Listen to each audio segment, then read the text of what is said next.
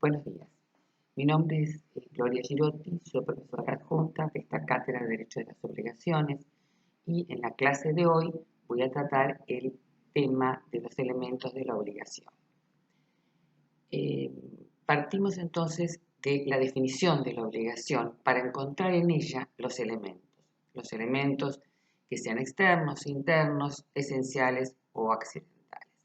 En una definición clásica de obligación, que es la que encontramos en las institutas, pone el acento en el polo deudor, es decir, en el vínculo que hace que el deudor esté obligado, constreñido, a realizar una prestación a favor del acreedor, según las leyes de la nación, dice Pablo. También podemos definir, ya más modernamente, y es la que recepta el artículo 724 del Código Civil y Comercial, la obligación desde el punto de vista del actor, es decir, de la parte activa, que es cuando el acreedor tiene derecho a exigirle al deudor la realización de una prestación de contenido patrimonial a su favor. Es decir, tiene que estar dada la fuente, que es la que crea la obligación, tiene que crear esa fuente, debe haber una prestación del deudor al favor del acreedor y éste puede exigirla. Entonces, 3 puntos de vista de definición de la obligación que nos da los elementos.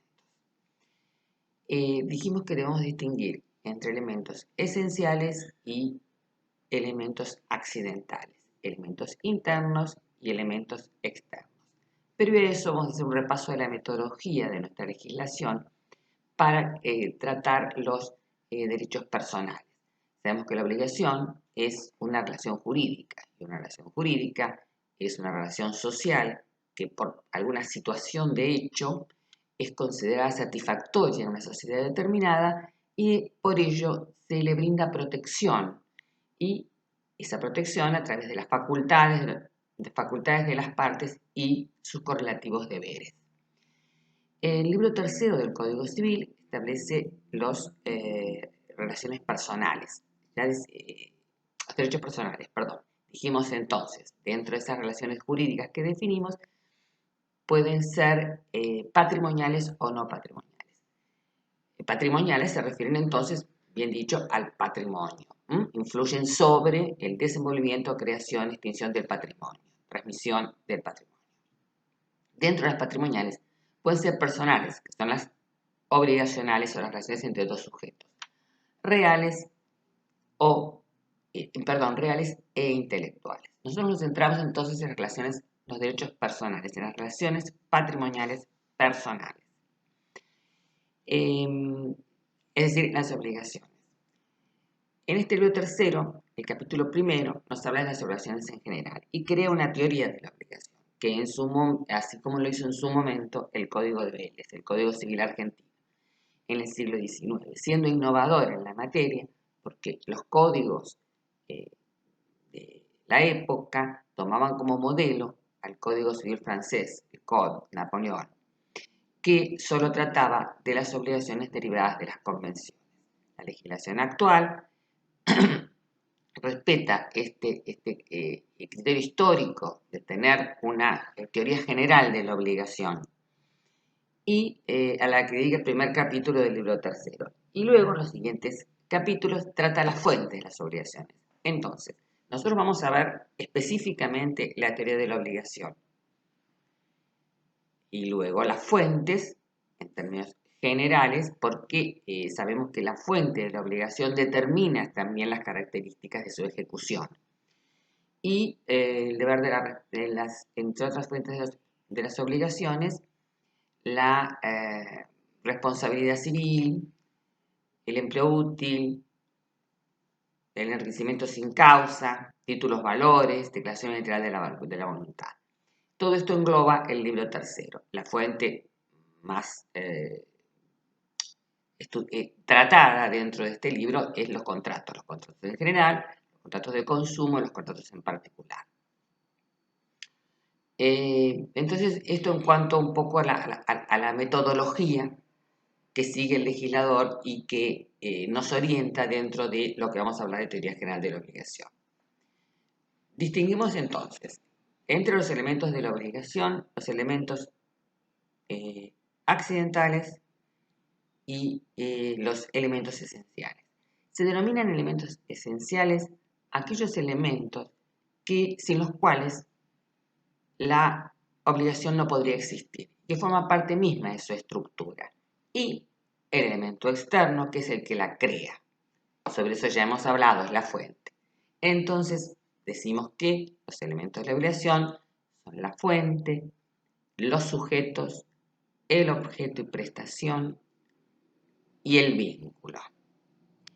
Han querido ver algunos autores otros elementos esenciales de la obligación, tales como la coerción, en palabras de León, o compulsión, que es lo que le da al acreedor ese poder de exigir el cumplimiento. Sin embargo, se ha criticado esta posición porque realmente el poder que da el Estado, como hablamos recién de toda relación jurídica, pertenece exactamente a toda relación jurídica, a toda aquella relación social que por situaciones de hecho ha sido protegida por el derecho, dando facultades y sus correlatos deberes. Entonces, no se considera ya más como un elemento de la obligación, la coerción o la compulsión. Incluso el mismo autor, Pedro León, que lo incluye en sus primeras obras, luego ya no lo incluye y lo comprende dentro del vínculo, que sí es esa relación de derecho creada entre acreedor y deudor. En cuanto a los elementos accidentales, tenemos que decir que los elementos accidentales son los elementos accidentales del acto jurídico. Tanto es así que hoy están legislados en el libro primero. Esos elementos accidentales los podemos enunciar como condición, plazo y cargo. La condición es cuando se sujeta el nacimiento o la extinción de un derecho a un hecho futuro e incierto, es decir, que puede o no suceder. Que si sucede, impide el nacimiento de la obligación en materia de obligaciones, y si se extingue también en materia de obligaciones, y si es extintivo, extingue la obligación. El plazo es cuando diferimos la existencia o la extinción de un derecho en parte general y de la obligación de lo que estamos hablando aquí en especial a un determinado término de tiempo, es decir, de plazo. Y el cargo es cuando se establece una obligación accesoria a otro, que en este caso sería obligación o derecho en términos de la parte general. Estos son los elementos accidentales que podemos hablar cuando la obligación que llamamos modal es derivada de un acto jurídico. Hay también según otros autores, como Mosé de Espanés, elementos accidentales que afectan a cada uno de los elementos esenciales de la obligación. Es decir, en cuanto a los sujetos, el sujeto puede ser plural o puede ser singular. Esa pluralidad puede ser originaria o derivada. Decimos que es singular cuando es una sola persona el sujeto de la obligación activa, sujeto activo o el sujeto pasivo. Y que es plural cuando hay más de uno en alguno de los polos o en ambos polos de la obligación. Es decir, esa pluralidad puede ser pluralidad activa cuando son varios los acreedores, pluralidad pasiva cuando son varios los deudores, o pluralidad mixta cuando son varios polo activo y varios deudores. Esa pluralidad también puede ser originaria o derivada. Decimos que es originaria cuando es plural desde el nacimiento mismo, desde la génesis de la obligación. Y es derivada cuando por la transmisión de derechos de un polo singular se transmite a varios. Es el caso, por ejemplo, del fallecimiento de un acreedor o de un deudor, al que le suceden más de un heredero. Ese polo activo, deudor o ambos, que en principio nace como singular, con un solo sujeto, se convierte en plural. En cuanto a el objeto, también podemos decir que el objeto puede ser un objeto, la obligación puede tener un único objeto o puede tener varios objetos con distintas opciones. Si tiene un objeto, por ejemplo, una obligación de dar cosa cierta, Pero también tenemos obligaciones que tienen múltiplos, de sujeto múltiple. Y esa multiplicidad, perdón, de objetos múltiples. Y esa multiplicidad de objetos puede estar dada en forma conjunta o en forma disyunta. Si es en forma conjunta, decimos que la obligación tiene por objeto A más B más C. Y se cumple haciendo la prestación A, B y C. Ahora decimos que es disyunta cuando se cumple, se debe A o B y hay una elección y se cumple con aquella que se elija, que va a ser regular o irregular según quien tenga el derecho a elegir la opción, sea el deudor o el acreedor. También con respecto al vínculo se han visto ciertos accidentes, siempre en la visión del doctor Mercedes Panés y del doctor Pedro León, cuando ese vínculo puede ser un vínculo solidario o puede ser simplemente mancomunado. De todos modos, entonces, resumiendo, tenemos los elementos esenciales, que son aquellos sin los cuales la obligación no puede existir. Esos esenciales están los estructurales o internos que forman la estructura misma de la obligación, que son el sujeto, el objeto y el vínculo, y un elemento externo, pero necesario, que es la causa de la obligación, la causa fuente. Decimos la causa finalidad, algunos autores han entendido que la finalidad también es un elemento esencial de la obligación, sin embargo no coincidimos porque solo se trataría de aquellas obligaciones derivadas de un acto jurídico, no de aquellas derivadas, por ejemplo, de la responsabilidad civil, ya sea en su función preventiva o en su función resarcitoria. ¿Cuál es en cuanto al sujeto, la capacidad que tiene que tener el sujeto para ser sujeto de una obligación? Bueno, tiene que tener capacidad de derecho. En principio, en nuestra legislación, todos somos capaces de derecho, salvo situaciones especialmente reguladas por las cuales se es incapaz de derecho. Cuando un incapaz de derecho interviene en el vínculo obligatorio, es nulo y en principio de nulidad absoluta. En cuanto a la capacidad de ejercicio, allí depende, la van a ejercer por medio de sus representantes. Solo sería un impedimento para la construcción de la obligación si tiene que ser personal y no puede ejercer el derecho. Entonces, en principio, la capacidad requerida es la capacidad de derecho. La capacidad que es de ejercicio, como en el caso de los menores de edad o los declarados incapaces, siempre la van a ejercer por medio de sus representantes.